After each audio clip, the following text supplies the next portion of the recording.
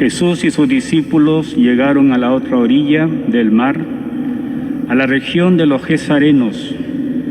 Apenas Jesús desembarcó, le salió al encuentro desde el cementerio un hombre poseído por un espíritu impuro. Él habitaba en los sepulcros y nadie podía sujetarlo, ni siquiera con cadenas. Muchas veces lo habían atado con grillos y cadenas, pero él había roto las cadenas y destrozado los grillos, y nadie podía dominarlo. Día y noche vagaba entre los sepulcros y por la montaña, dando alaridos e hiriéndose con piedras. Al ver de lejos a Jesús, vino corriendo a postrarse ante él, gritando con fuerza: ¿Qué quieres de mí, Jesús, Hijo de Dios, el Altísimo? Te conjuro por Dios, no me atormentes. Porque Jesús le había dicho: sal de este hombre, espíritu impuro. Después le preguntó: ¿cuál es tu nombre?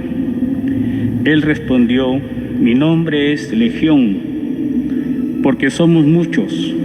Y le rogaba con insistencia que no lo expulsara de aquella región. Había allí una gran piara de cerdos que estaba paciendo en la montaña. Los espíritus impuros suplicaron a Jesús: envíanos a los cerdos para que entremos en ellos. Él se lo permitió. Entonces los espíritus impuros salieron de aquel hombre, entraron en los cerdos, y desde lo alto del acantilado, toda la piara, unos 2000 animales, se precipitó al mar y se ahogó. Los cuidadores huyeron y difundieron la noticia en la ciudad y en los poblados. La gente fue a ver qué había sucedido. Cuando llegaron donde estaba Jesús, vieron sentado, vestido y en su sano juicio al que había estado poseído por aquella legión, y se llenaron de temor. Los testigos del hecho le contaron lo que había sucedido con el endemoniado y con los cerdos. Entonces se pensaron a pedir a Jesús que se alejase de su territorio. En el momento de embarcarse, el hombre que había estado endemoniado le pidió que lo dejara quedarse con él.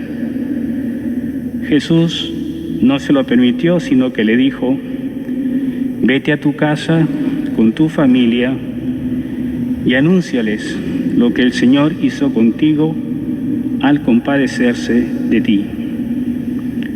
El hombre se fue y comenzó a proclamar por la región de la Decápolis lo que Jesús había hecho por él, y todos quedaban admirados.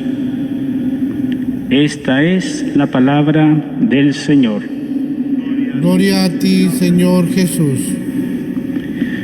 Queridos hermanos, la palabra de Dios siempre nos anima a todos nosotros a poder reflexionar y comprender, ¿no?, los mensajes que Dios nos da siempre a todos. Creo que su palabra siempre llega a lo más hondo del corazón de cada persona. Y esta tarde hemos escuchado dos lecturas. Una primera, que es la carta a los Hebreos. Recordarán que hace algunas semanas comenzamos esta lectura y hoy día estamos frente a los capítulos finales. Pero en estos capítulos finales ya se hace una exhortación a los oyentes para que comprendan mejor lo que ha ido siendo esta enseñanza con las personas creyentes. Entonces estamos en la parte final de esta carta. El capítulo 10 nos prepara a 3 exhortaciones.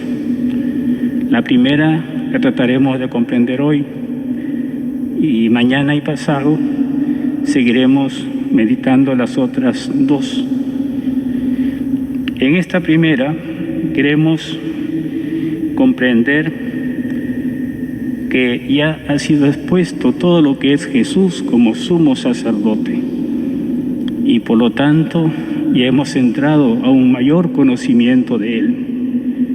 Y ahora necesitamos entonces dar los pasos, o sea, nos exhorta la carta para que hagamos cosas, acciones, acercamientos concretos a una vida cristiana.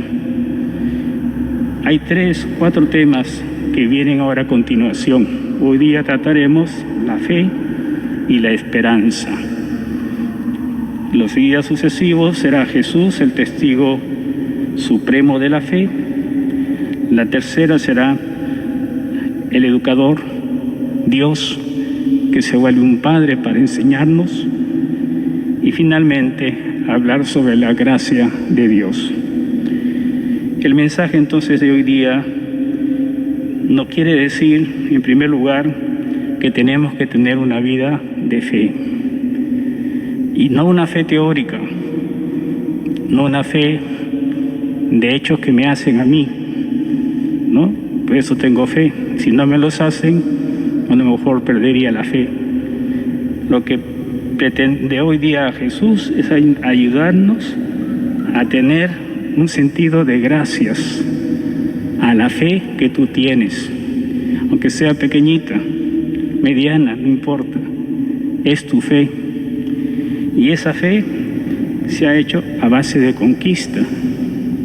No ha sido fácil, pero has creído en Dios y en su Hijo, y vas acercándote cada vez más a ello. Lo segundo es la debilidad que siempre vamos a tener, ¿no? ¿Por qué? Porque a veces pensamos más en las apariencias que en las razones o en las convicciones de fondo que a veces no podemos llevar adelante. Y por ello entonces hay que saber vivir las promesas. Cuando uno le prometen algo, uno trata también de cumplir. Si no, es inútil la promesa, ¿no? Soy un incumplido. Pero Jesús nos anima a hacer eso, a ser cumplidores de la promesa. Y para terminar, hay que comprobar lo que dice en una parte de la lectura, que Dios siempre nos reserva lo mejor para el final.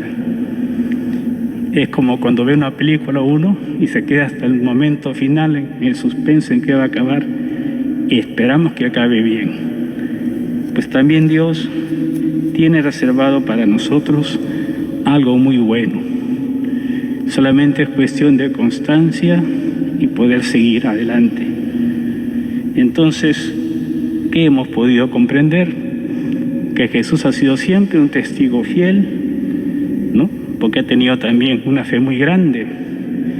Y ese es el ejemplo para nosotros. Tratemos entonces, leyendo esta carta a los Hebreos esta noche, en sus casas, capítulo 11, tratar de comprender que algo bueno siempre Dios nos separa para nosotros. El Evangelio, en cambio, hoy día ha sido bastante largo y nos ha mostrado un hecho que podríamos decir que también ocurre hoy día, ¿no? Cuánto mal existe en el mundo, cuánto mal existe en nuestra propia ciudad, e incluso podríamos decir en nuestras propias familias. Hay 2 detalles de este episodio. Primero, conviene resaltar que este pasaje evangélico, los discípulos se quedan un poco de lado. También tienen miedo frente a lo que están mirando.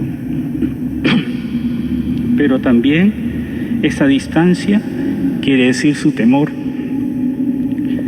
Y en segundo lugar, es comprobar que el Geraseno no solo está poseído, sino que ya es esclavo. No puede salir de su mal. Y en la vida real, ¿cuántas veces vemos también esto? Que hay personas que no pueden salir de su mal. Y entonces Jesús tiene que tener mucha calma y temple frente a esta situación. Y la tiene. Y entonces es curioso que el endemoniado rechaza a la gente. Pero poco a poco se va dando cuenta que Jesús es diferente. Y entonces comienza a tener un puente, quizás colgante, un poco vacilante, ¿no? Pero logra atravesarlo. Y porque lo atraviesa, frente a esta escena diabólica, él puede obtener ese rayito de luz para su vida. Y esa vida entonces se ilumina y cambia y sale el mal de su vida.